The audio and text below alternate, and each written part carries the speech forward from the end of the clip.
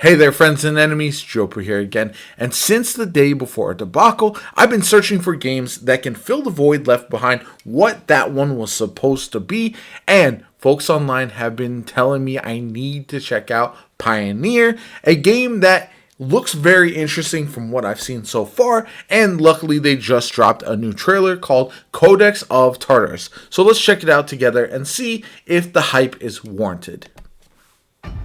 Tartarus, a miserable island overcome by disaster. It looks cool so far. Whole rotten legacy of hopes will left there alone. Post-apocalyptic. Now you are an open wound, infested and endangering life itself. That's almost Fallout vibes. We will follow our way to preserve everything still left. The expedition will carry on. I mean, I like the vibe so far. It looks cool. Nominally divided into two parts. The left one is where people have established their settlements. New communities appear some of this looks sick. As well as new trade routes and conflicts. This is where the main storyline unfolds, and PvE locations are situated. You will start here.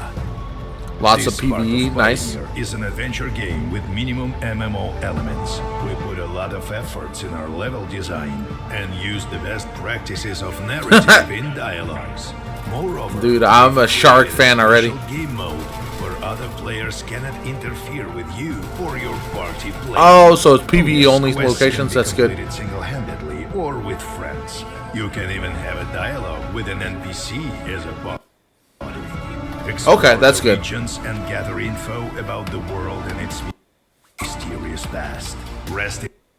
So I was wondering how much MMO elements will be, because I've heard this is like almost a survival open world MMO game that I didn't know, because when we hear about them having MMO elements, it's always questionable how much of inspiration it actually takes from MMOs. Like you see with something like Final Fantasy XIV, for example, where you have to leave a group in order to continue the main storyline, stuff like that.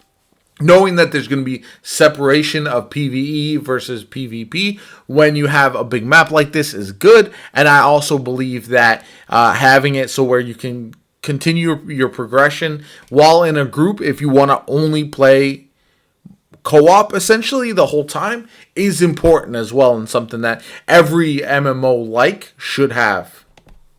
In any of the settlements, spending time in bars or playing I like how many people there are just hanging out over there. Try to gather as much as you can. Pioneer has progression levels, and after each level up, you get one skill point to spend on upgrading your character. Okay, it'll be interesting to see how many of these skills there are total. Without creating builds, you won't have that big of an advantage. Am I wrong in saying this feels very much like first person? Well, it is first person, but much like Fallout, with the gunplay and the melee and everything like that.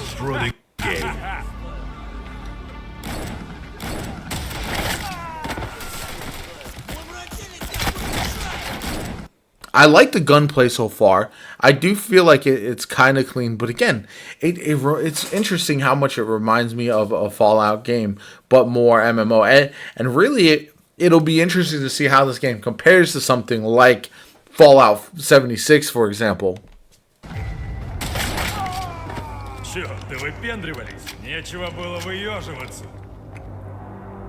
Just like certain monster slayer, a skillful character in Pioneer needs two guns, one for killing monsters and another for punishing teammates or, rarely, other players. You can enhance your weapons or modify your equipment on the workbench. That should be fun. Every step of it consumes resources. Yeah, that makes sense. Can be modified more comprehensively by upgrading a submachine gun to a machine gun, for example, or by just adding modules which increase your weapon stats on the move. Upgrading the most interesting and powerful equipment. Oh, I like that, especially on the go upgrading. And that's the catch. The rarest of the loot can be found only on the right part of the island. This is the PvP area. The right part of the Pioneer Island consists of two regions, the Midlands and Shadowlands. These territories are home to PvP, okay. PvE zones and clan wars. Clan wars should be fun. It's more like survival. Another player encountered here is likely to be an enemy, and the local creatures are decidedly more dangerous and ferocious. Okay. These two regions lack quests and are much less forgivable with regard to the players. You can lose all the resources you've spent time and effort gathering. At the same time, your death in a regular PvE zone will cost you just some polish on your equipment and a little bit of your pride. I like that a lot. So essentially you have a easier location where you can get familiar with the game. You can go in when you just want to chill, do quests and everything like that. But then you have the PvP zone, which looks like a massive dark zone type of area with PvE enemies, PvP players. You can go in as a group still. Obviously, there's going to be things like clan wars, but it's going to allow you to really determine that day how you want to spend your time and whether you want to be sweaty or not, which I think having that delineation is a very good idea. Your typical gameplay on the right part of the island looks something like this. You're gathering resources or joining your clan members to seize the production point. When you've gathered enough, you're trying to reach a safe zone using one of the suggested paths. Along the road, you're exploring some more unexplored places. Also, there are no guides on the right part of the island, so no fast travel for you. Interesting. By the way, fast travel in Pioneer is possible with the help of the guides only. I like this so far. I think this could be a lot of fun.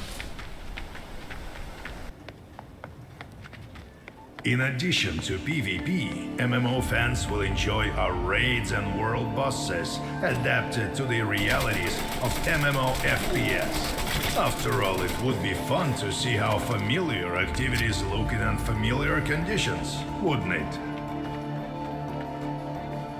I know this is early gameplay, but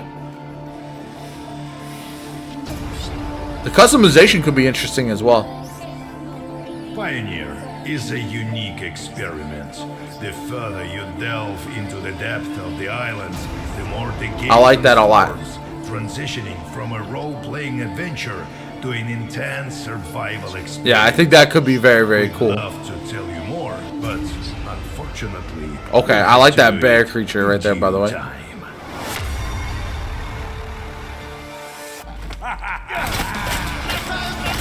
Oh, that shotgun, though?